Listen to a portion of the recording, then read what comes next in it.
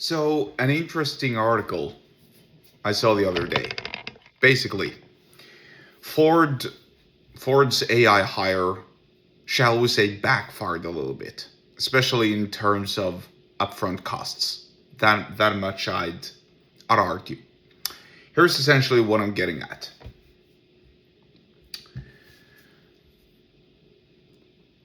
A lot of humans whose job it was to scout for errors in the car parts before they hit the production plant, as far as my understanding goes, because I'm not a mechanic. I don't know how to make cars. I don't even know. I hardly know how to change the tires of my own car, let alone a tail light, whatever. I just can't do that. So I'm not gonna pretend that I'm some sort of a know-it-all when it comes to cars and mechanics. But here's what I do know though. When Ford stopped using humans with lots and lots of experience, whose job it was to scout for the errors in parts before they hit the production plant.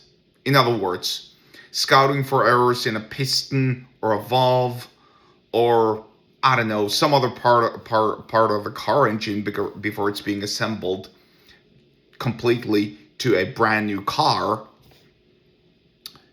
That job wasn't done perfectly by AI. In fact, I'm going to quote something that I read here the other day. It says, I'm going to quote verbatim from theindependent.com. Theindependent.com, that's where I read the article.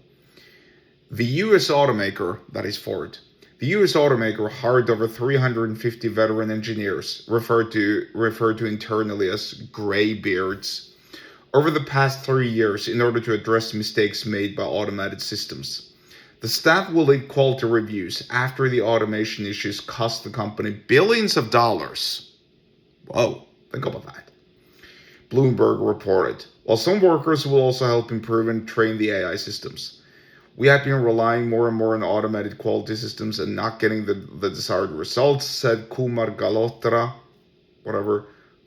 however you're pronouncing his name, Ford's chief operating officer. We brought back technical specialists and they hunt for failure points before a part even reaches the plant floor. Think about it. And they're admitting themselves that it cost billions of dollars.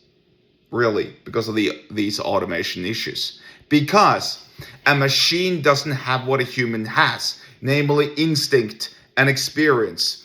And you just can't train an AI in the same way. That's my argument. In fact, there was another curious case about AI the other day that I read. Some guy, I've talked about this before, and I'm not going to go into details too much here, but some guy who sued somebody else used AI to write his court proceedings for him. That guy was also a lawyer, hilariously enough. Well, anyway, it turned out that the AI, produced so much crap that not only was it bad, so bad that he lost the case, but the other counsel had to spend multiple hours reading through all the crap the AI wrote. And as a result of that, the guy who lost had to pay for all the legal fees of the opposing counsel because they were given just so many hours of having to plow through this mess.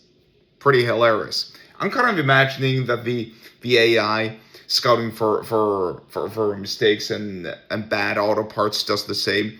They overanalyze, and if they have a piston, they regard the metal, the production of the metal, the year, the actual shall we say, function of the piston and how it works internally in an engine, but they lack the human instinct of knowing that, hey, it doesn't matter so much if there is, if the metal isn't up to date perfectly, because the function of this piston is X, Y, and Z, and therefore it doesn't matter so much. Maybe. I'm just making things up here, because really I'm not a mechanical engineer. I don't know what I'm talking about in that regard. But I know what I'm talking about in the regard that AI doesn't have human experience and AI doesn't have human instinct. It doesn't have that human touch. The same thing that makes humans fallible is what makes humans excellent when it comes to scouting for mistakes and errors. Think about it. I mean, do you think an AI has street smarts? I don't think so. Anyway, yeah, that's pretty much it for today. If you want to learn more about sales business persuasion, get subscribed to my publisher list. The link to do so is in the episode description wherever you're watching or listening to this, and I'll see you there.